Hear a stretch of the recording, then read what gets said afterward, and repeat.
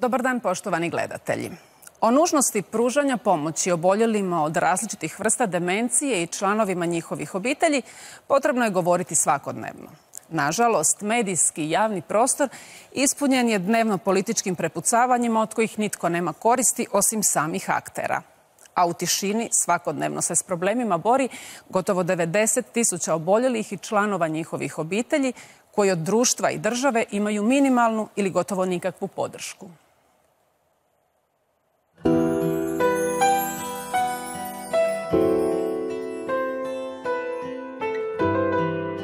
U našem slučaju je to onaj oblik koji se zove demencija sa ranim početkom.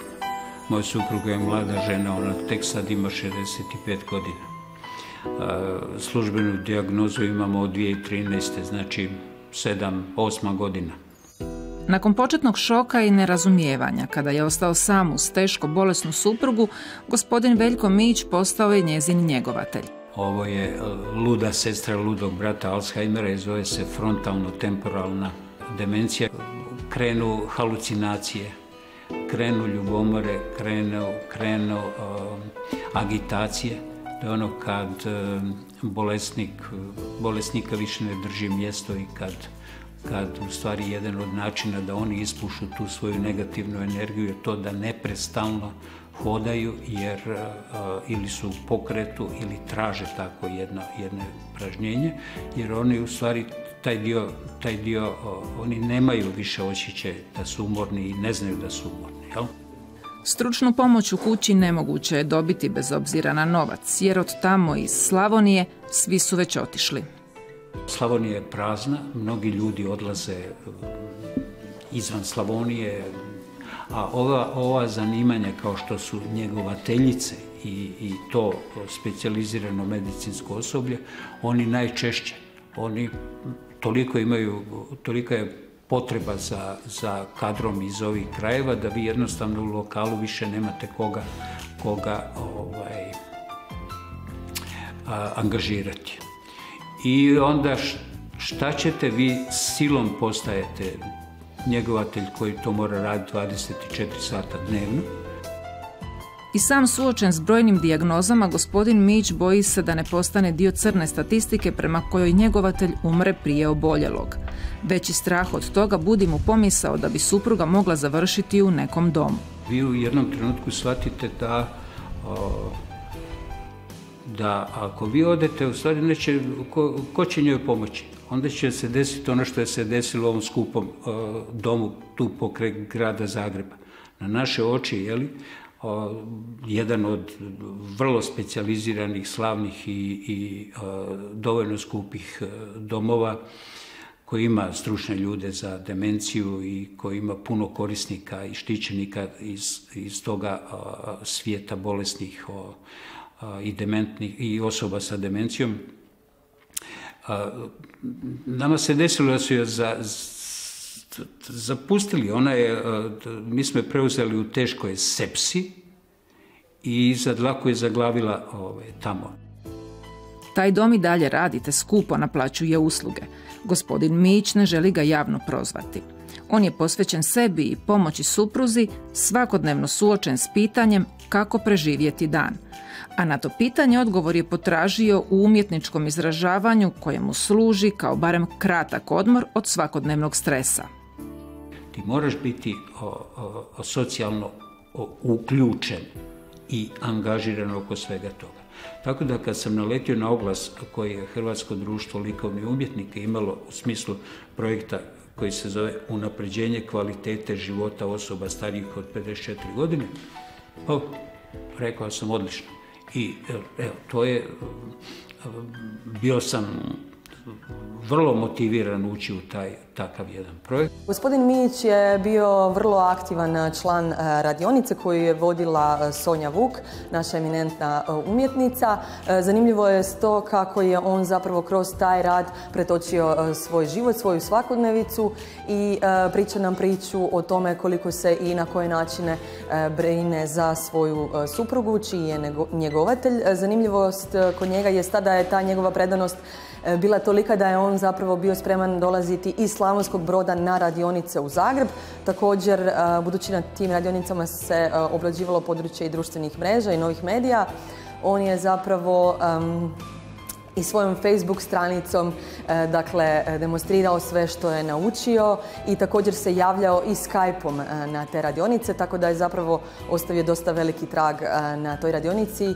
I pomalo anegdotalno je bilo to da voditeljica mi je zadala završni rad, jer mi smo pisali tamo i zadaće i svašta još, i završni moj rad je bio kao ono, kako preživjeti dan. I kad čovjek gleda, ne samo da sam preživio dan, znate, nego imam dojam da to je stanje koje će trajati, jel? Znači, nije samo kako preživjeti dan, nego kako živjeti što duže, kako bi u stvari mogli obaviti ono što vam je sudba namijenila, jel?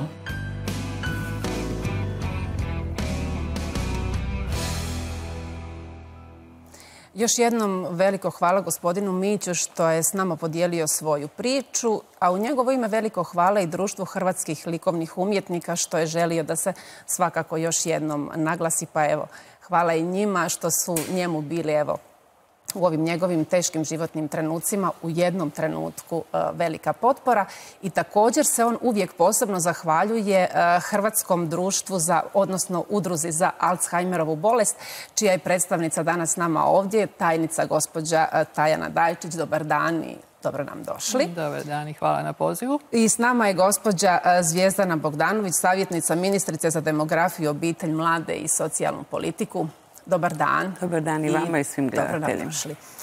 Evo, i kao što smo u uvodu rekli, nekako samo prigodno govorimo o oboljelima od Alzheimera i drugih vrsta demencije, međutim potrebe tih ljudi su svakodnevne i nekako mi se čini da sve više im treba prostora u medijima i u javnom prostoru općenito posvetiti i da nekako se, i to je sami gospodin Mić rekao, pa kako to napraviti, gospođo Dajčić, kako skinuti stigmu, što je on rekao, zašto da ih gledamo na cesti nekim drugim očima, zašto se prema njima drugačije ponašamo, kako pomoći svima nama da ih prihvaćamo kao dio nas. Pa meni je jako drago evo da je gospodin Mić u stvari s vama napravio ovu reportažu. On je naš član od 2015. godine i mi stvarno jako dugo već s njim surađujemo. On je vrlo aktivan. Prekrasno je to kako se on kao jedan muškarac brine o svojoj supruzi 24 sata, jer jednostavno to mora. Mi radimo na destigmatizaciji osoba s demencijom. Međutim, nisu samo destigmatizirane osobe s demencijom, nego i njihove obitelji. Dakle, ta društvena isključenost je stalna. Po postavljanju dijagnoze, mi smo svjedoci tome, svi prijatelji, obitelj, rodbina, svi se pokušaju što više maknuti u stvari od oboljele osobe i to je ono što je stvarno teško, jako teško jer nemate pomoć od nikoga. Ovo je odlična poruka kako preživjeti dan, ali mislim da je puno još važnije kako preživjeti 10 godina koliko prosječno bolest traje. Kako preživjeti 24 sata kroz tih 10 godina kad osoba mora po postavljanju dijagnoze odjedanput postati sve ono što nije bila prije, odnosno njegovatelj osobe koja propada pred njenim očima i to je preteško. Mi o tom govorimo stalno, ja vam se zahvaljujem. Evo, vi ste stvarno jedna od emisija koja nas stalno prati i mislim da bi u principu na tu temu trebalo biti ne prigodno, što vi radite puno više nego prigodno, nego bi trebalo biti jedanput mjesečno. Da bi trebala biti emisija tipa Otvorenog na tu temu sa svim stručnjacima koji su uključeni, a puno je tu struka koje moraju biti uključene. Znamo da je skrb za ovakve bolesnike skromna, rekli bismo gotovo nikakva, nešto malo po domovima za starije. Ako su smješteni tamo, to su onda preskupi domovi, preskupi smještaji, doma, servisi, nekakvi dnevni boravci, ničega od toga nema. Svi nekako iščekuju nekakav novi zakon o njegovateljima, novi zakon o socijalnoj skrbi koji bi možda pomogao obiteljima oboljelih. Je li on u najavi, što bi on trebao donijeti i na koji način pomoći ovim ljudima? Što se tiče samog zakona, mi u ovom trenutku u zakonu imamo status njegovatelja, no on je koncentriran na osobe s invaliditetom i one koji su u ovom trenutku u potrebi najvećeg stupnja podrške. Da li ćemo i u kom trenutku ćemo moći uključiti i starije i nemoćne osobe, ovisit će naravno i o rezultatima projekta kojeg upravo provodimo, a odnosi se upravo na formalne i neformalne oblike skrbi za starije osobe koji bi nam trebao na neki način ponuditi moguća rješenja i dati pravo stanje stvari. Mi jesmo svjesni naravno činjenice da smo sve starije stanovništvo, da su potrebe starijih osoba sve veće, da imamo sve veći broj i oboljelih od Alzheimera i oboljelih sa dijagnozom demencije. Pokušavamo što je moguće više u našim decentraliziranim domovima otvarati odjele upravo za potrebe ovakvih ljudi u starijoj dobi, no još uvijek je to nažalost nedostatno. Imate li možda nekakav konkretniji datum kada bi taj zakon mogao zaživjeti, jer ovdje je to trebalo biti, ne znam, za gospodina Mijića i za još XY ljudi jučer. Jasno mi je, Zakon o socijalnoj skrbi bi trebao biti u prvoj polovici ove godine donesen, ali kažem, ne možemo obećati u ovom trenutku da će sve potrebe biti zadovoljene i uključeni svi oni kojima je ovakva vrsta usluga potrebna. Ono što mi pokušavamo u ovom trenutku je, odnosno i u proteklom razdoblju, a i za naredno razdoblje se planira, pokušavamo osmisliti i osigurati što je moguće veći broj izvan institucijskih usluga. Da pokušamo što je moguće duže zadržati stariju i nemoćnu osobu u njegovom domu, u njegovoj obitelji uz adekvatnu podršku. I mislimo da bi se i tu onda moglo otvoriti i više prostora za one koji bi trebali neophodno smještaj u adekvatnu instituciju u kojoj bi onda bilo i sve više odjela za dementne i oboljele od Alzheimera. Ali kad govorite o ovoj izvan institucijskoj skrbi, imamo i takvih situacija gdje su dolazile konkretno žene iz projekta Zaželi ili sličnih projekata, ali se naprosto ne bi znale nositi sa situacijama u kojima imamo oboljele, kakav je recimo ovaj slučaj kakav smo vidjeli. Jasno, jer tu je neophodno potrebno puno veća uključenost zdravstvene službe. Mi govorimo o osobama koje trebaju specifičan oblik podrške. Tu je neophodno uključivanje sve više patronažnih službi koje bi onda ne bile samo one koje će pružiti podršku toj osobi, nego bile i one koje će pomoći educirati i sve one koji se o njima brinu one sate kad njihove službe nisu u mogućnosti biti prisutne. Gospođo Dajčić, 20 i više godina, ja mislim, već ova udruga za oboljele od Alzheimera djeluje. Kada slušamo danas što se nudi, kada se vratite 20 godina unatrag, koliko je se toga promijenilo? Je li mislite, evo, gospođa Mira Dajčić koja je osnovala tu udrugu, prošli tjedan kad sam s njom razgovarala, rekla mi je: Anita, znaš što, ništa nisam napravila. Ona je toliko ogorčena na taj sustav. Mislim da je udruga ipak postigla određene stvari. Ali koliko ste zadovoljni s ovim temeljnim stvarima koje se tiču doista skrbi i svakodnevne pomoći obiteljima? Pa gledajte, kada vi morate 24 sata brinuti o oboljeloj osobi, to je strašno teško.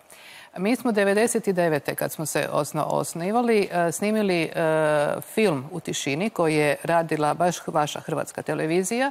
I ja mislim da bi bilo dobro da se on barem isto tako jedanput godišnje prikazuje. I u tom filmu U tišini, kad ga gledamo, znači koji je sniman 1999. i da se sad prikazuje, vidjeli bi, onda, po tome bi vidjeli koliko se vrlo malo promijenilo.